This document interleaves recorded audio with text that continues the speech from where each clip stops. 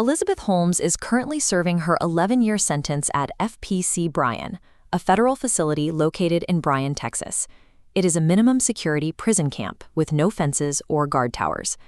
Holmes lives in a dormitory-style setting rather than a cell, participating in educational programs and working a facility job that likely pays less than 50 cents an hour. Most public coverage ended the moment she reported to prison. This transition created a sense of resolution, a tidy conclusion where the perpetrator was caught and the case was closed. The criminal proceedings prioritized the protection of investor capital. By the time Holmes reached prison, the legal system had effectively categorized the $700 million in lost investments as the primary crime, while leaving the physical risks to patients largely unaddressed. The true legacy of Theranos is not found in a Texas prison camp. It lies with the victims who were treated as acceptable collateral damage in a Silicon Valley fraud. Holmes is not the only one incarcerated. Her former partner and Theranos president, Sunny Balwani, is serving a 13-year sentence in an Arizona prison, having been convicted on all 12 counts against him. Both are actively fighting their convictions.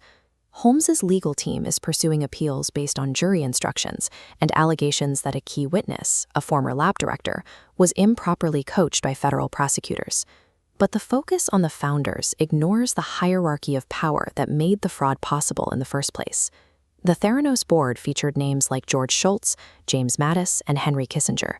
These men lent their immense professional credibility to the company for years, yet they faced essentially zero legal accountability for their roles as enablers.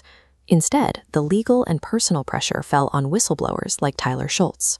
He faced ruinous legal threats from the company's attorneys for attempting to expose the truth about the technology's failure.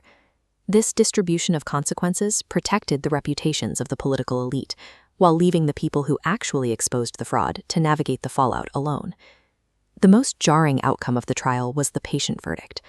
While Holmes was convicted of defrauding investors, the jury found her not guilty of defrauding patients. Legally, the harm was invisible, but the patients exist. They received false HIV results, inaccurate cancer screenings, and false hormone data that caused significant medical anxiety and unnecessary procedures. Convicting her for these harms required proving a specific level of criminal intent.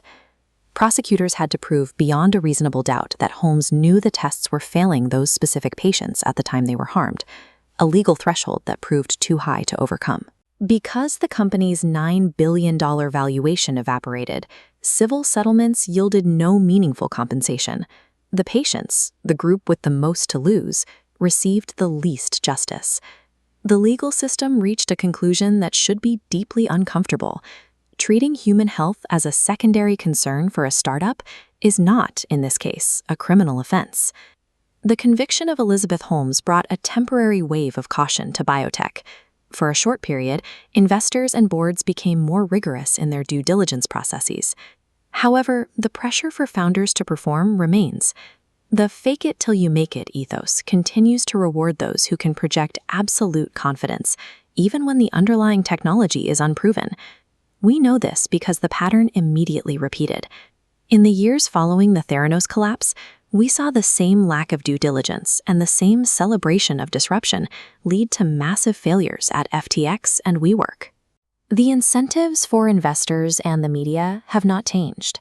Charismatic founders still secure hundreds of millions of dollars with minimal oversight, and media outlets still celebrate disruption before it is verified.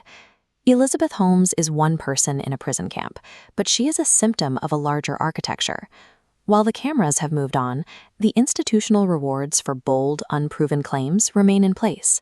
The culture that produced Elizabeth Holmes is still active, sustaining the environment for the next catastrophic failure.